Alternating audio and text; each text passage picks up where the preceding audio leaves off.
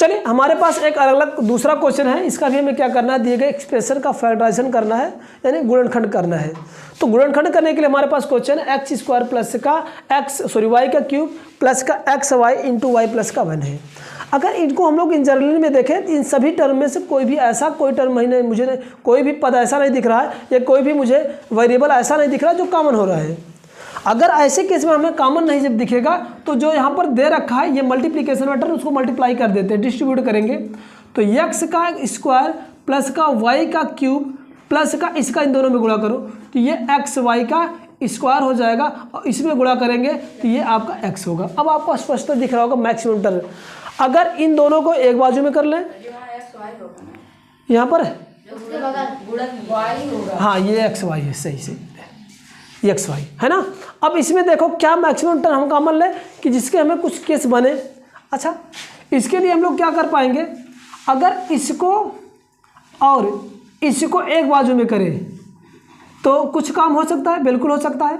अगर करें चलो देख लेते हैं, एक्स स्क्वायर प्लस का एक्स वाई एक बाजू में करेंगे तो ये एक्स कॉमन लेंगे तो एक्स प्लस का वाई। अच्छा कर लेते हैं, फिर इसके बाद हम रीचेंज करेंगे, कोई दिक्कत नहीं है। नहीं ये नहीं, इस जो मैक्सिमम टर्म होगा ना एक्स का क्यूब यानी एक्स का स्क्वायर और ये क्या हो जाएगा एक्स वाई प्लस के साथ, और इन दोनों को एक साथ में करेंगे, ये वाई का क्यूब यानी एक्स वाई का स्क्वायर। इन दोनों को एक बाजू में किया, इन दोनों को एक बाजू में, इन दोनों में मैक्सिमम टर्म क्या कॉमन हो रहा है, अगर एक्स कॉमन लें तो एक्स प्लस के क्या बन गया, ये वाई बनेगा। अगर यहाँ से हम लोग क्या करें वाई का स्क्वायर कॉमन ले, भाई वाई स्क्वायर दिख रहा है तो यहाँ पर वाई प्लस क्या बन जाएगा आपका एक्स बना। बोलो दोनों, अरे भैया वाई क्यूब है तो वाई स्क्वायर कॉमन ले लिए तो दो ठलिए तो एक ही बचेगा। यहाँ पर अपनी जगह पर एक बच गया, यहाँ पर से निकल गया क्या बन गया मेरे को एक्स बच गया। अब ये देखो दोनों केस में सेम आ गया है, प्लस के केस में दोनों सेम होता, चाहे वाई में एक्स जोड़ो चाहे एक्स में वाई जोड़ो, क्योंकि कम्यूटेटिव रूल का पालन करता है, आप लोग खूब अच्छे से जानते हो।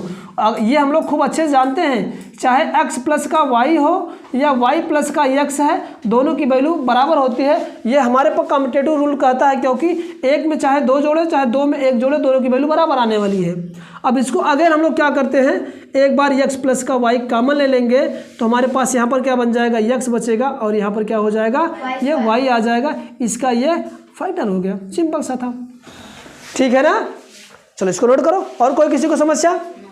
ऐसे वीडियो पाने के लिए आप लोग चैनल को सब्सक्राइब कर लीजिए, बेल आइकन को प्रेस कर लीजिए। अगर पसंद आ रहा तो अपने दोस्तों के साथ शेयर करिए और कमेंट करिए।